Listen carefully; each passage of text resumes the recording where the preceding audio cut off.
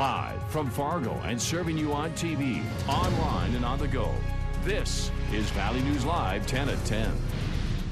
Sure enough, that was what he was being suspended for, was sexually inappropriate behavior for dancing with his friend, a boy. A mother claims the school district is abusing its power when it comes to punishing students. Good evening, everyone. Thanks for joining us tonight.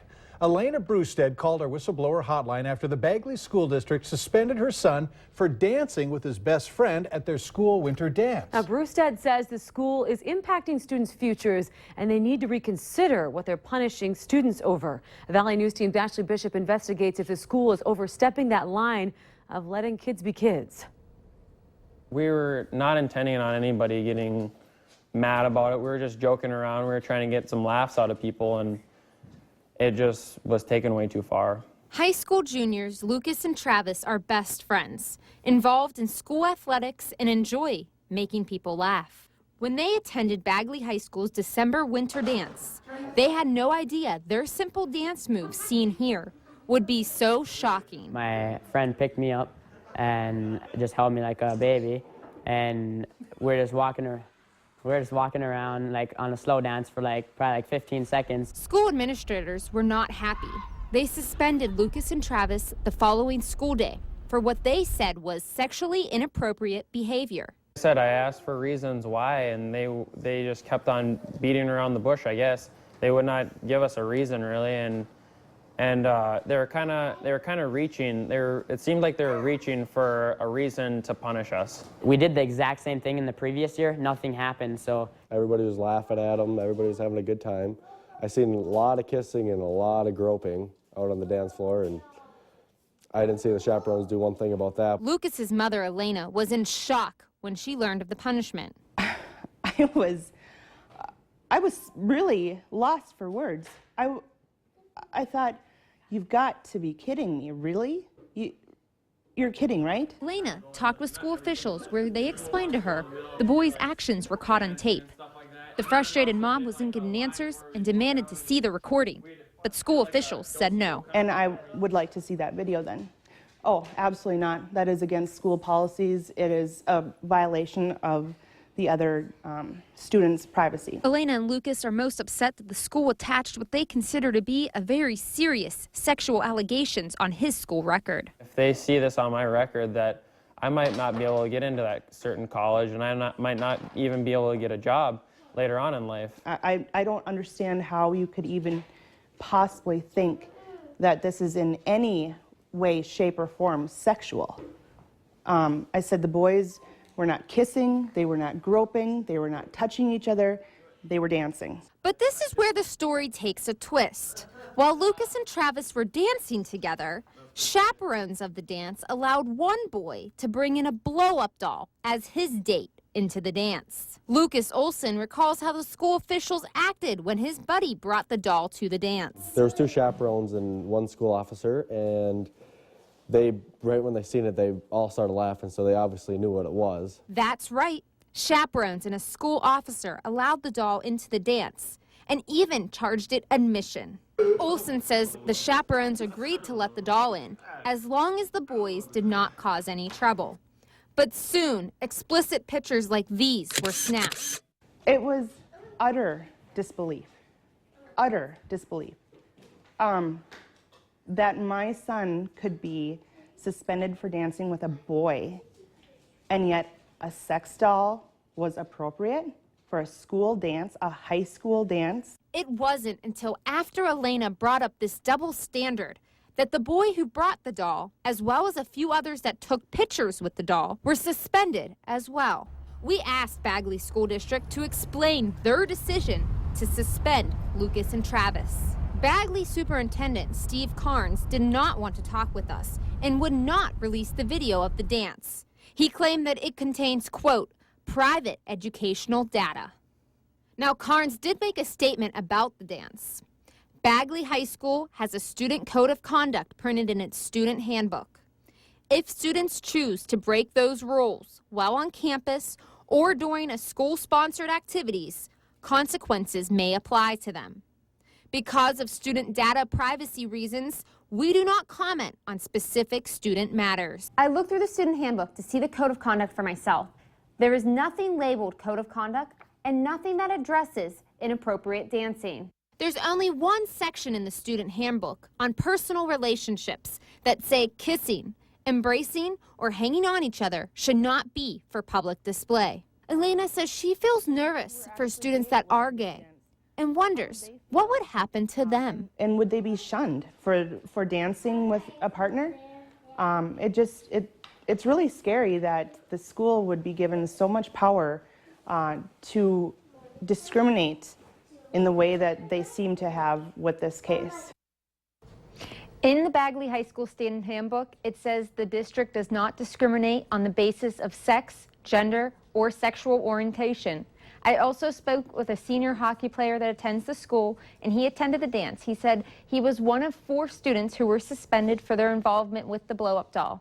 He says he feels the school targeted just as many as the students. There were tons more students that took pictures and just suspended a few. Mike, Stephanie? All right, thanks so much. In all, about 6 students were suspended after that winter dance. Now, Elena Brewstead called our whistleblower hotline to bring this to light. If you need help uncovering any issue in your community, just call 701-237-6576. Leave your tip with us, and a member of our investigative team will get on the case and go to work exposing the truth. In other news tonight, a fatal motor vehicle crash happened today on I-94 near milepost 260. This crash occurred when the driver of an eastbound Tahoe fell asleep, lost control, crossed the median, and struck an oncoming westbound Ford pickup.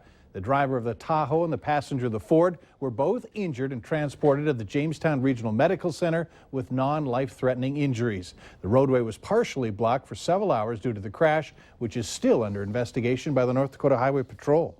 Proposed budget cuts in mental health could mean downsizing, even closing some Minnesota treatment facilities. If Governor Mark Dayton's 2-year, $42 billion budget proposal passes, there will be significantly fewer beds for patients battling addiction and other specialized needs. Now, the Fergus Falls Community Addiction and Recovery Enterprise could be forced to close its doors. Valley News Team's Christina Craig has more on how these cuts could even affect our region. Christina? This was supposed to be the mental health legislative session, but the Minnesota Department of Human Resources tells us it would have to slash millions of dollars in their budget and many employees in the mental health care in order to erase an impending deficit. By downsizing, DHS is trying to place clients with specialized needs to use local private practices.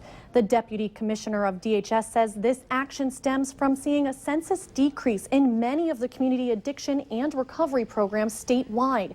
Dayton's proposed budget will cut programs in Fergus Falls and Carlton, and beds will decrease in Wilmer, St. Peter, and Brainerd from a total of 140 to 70. The federal government pays for programs that are 16 beds or smaller. They will match with a federal match in the Medicaid programs. So it makes sense to develop or size our programs in a way that we would be able to receive the federal matching funds for those programs. As for patients, some could be uprooted and might have to find a different treatment facility. DHS says they still would provide these services if no private practice could take on a specific client.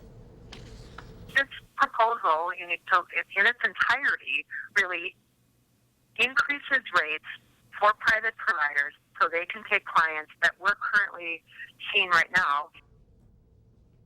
I spoke to Clay County Social Services, who say this puts the pressure on them. Right now, they already have trouble getting beds close to home for those who need intensive care.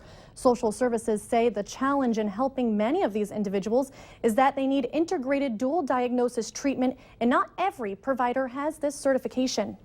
All right, Christina, thank you. The legislature will look at the budget in detail next month, and we should know more about what the whole picture will be like in May after it's been reviewed. A Valley News Live investigation has revealed a discrepancy in the relationship between Semka and college student Andrew Sadek.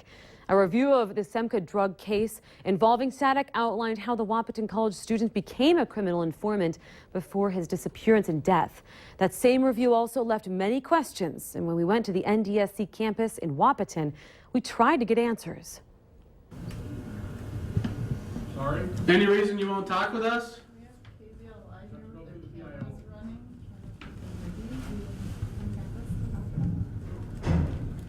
Sir, please turn that off. Please turn it off. Talk to us. Answer my questions.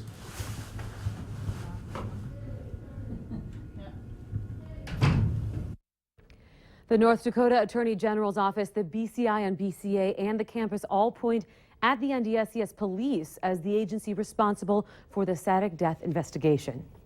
A 37-year-old man is in jail tonight accused of robbery and assault. Police say John Country grabbed a cab driver and ordered to give him his money around 5 this afternoon in the 3000 block of 18th Street South. The cab driver was able to break free, but the suspect chased him outside the cab and then assaulted him. Country then took off and was tracked down by a canine.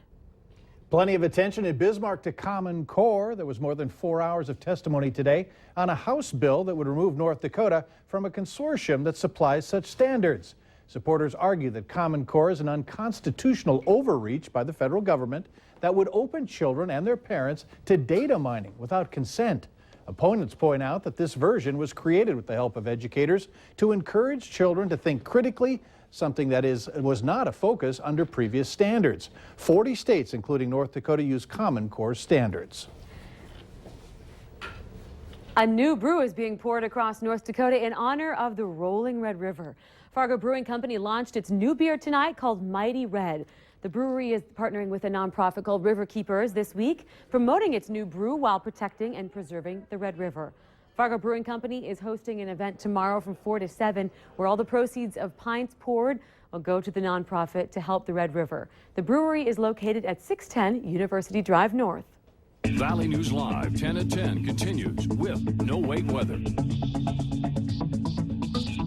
What do you have there? Today we celebrate the groundhog. Oh, yes. Yeah, You're actually celebrating Punxsutawney? no, we are.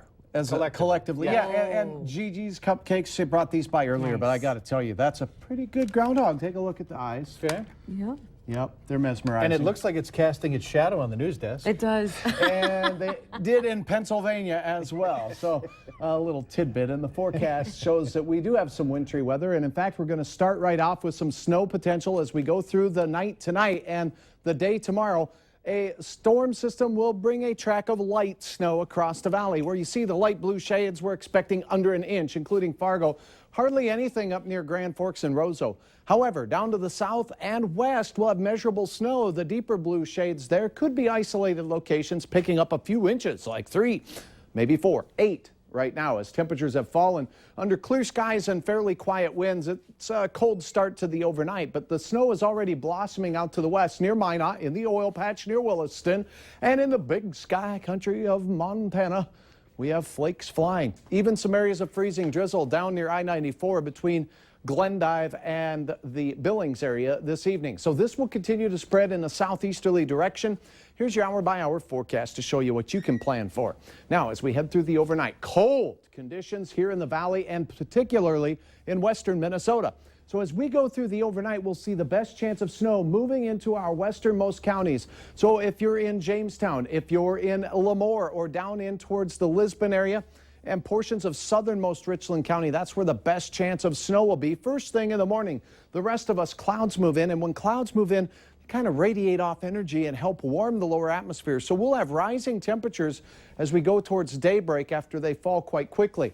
So after a start to our day, we're going to have hit and miss snow that will mainly impact our southern counties, southern lakes area, as well as between Fergus Falls and Minneapolis. Light snow accumulations, but certainly some wintry travel conditions possible. And then heading into the latter portion of the afternoon, temperatures will stay between 10 and 15 degrees for most of us across the region. North winds, but not overly gusty, 15 to 20 miles per hour. Here's a look at the snow potential once again. That track from northwest to southeast, southeast North Dakota picking up, around an inch. Fargo has yet to see one system deliver a 1-inch punch of snow. This one could do it if it veers just a little bit more northerly, but I wouldn't bank on it with dry air in place. It looks like 15 in Fargo at 5 o'clock, Oaks 15. That's for your trip home. Spotty flakes. The best chance of snow in the afternoon and early evening hours will be in Lakes Country, especially the southern reaches of Otter Tail County, Grant County, and also Traverse County, where we'll have temperatures that will be in the teens.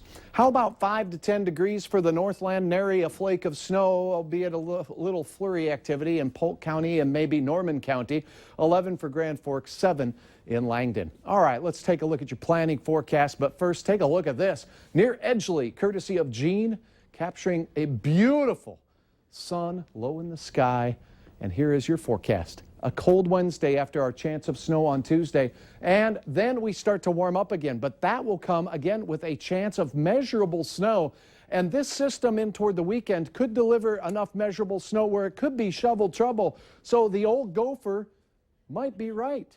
As we take a look at that planning forecast, we just may have 6 more weeks of winter like. Oh, so this little guy might be right after all. Well, you know, the sun shines. That is kind of cute. That is nice. Look at him. That's a beautiful groundhog. Yep. I like him. You're ready to eat it. I like green grass, too. I really do. That's nice, too. Yes. Thanks. Still to come tonight on Valley News Live 10 at 10. Some watch the Super Bowl for the game, others for the ads. We've got one of the best and worst ads this Super Bowl. But first, why staring at a screen could be harmful to your health.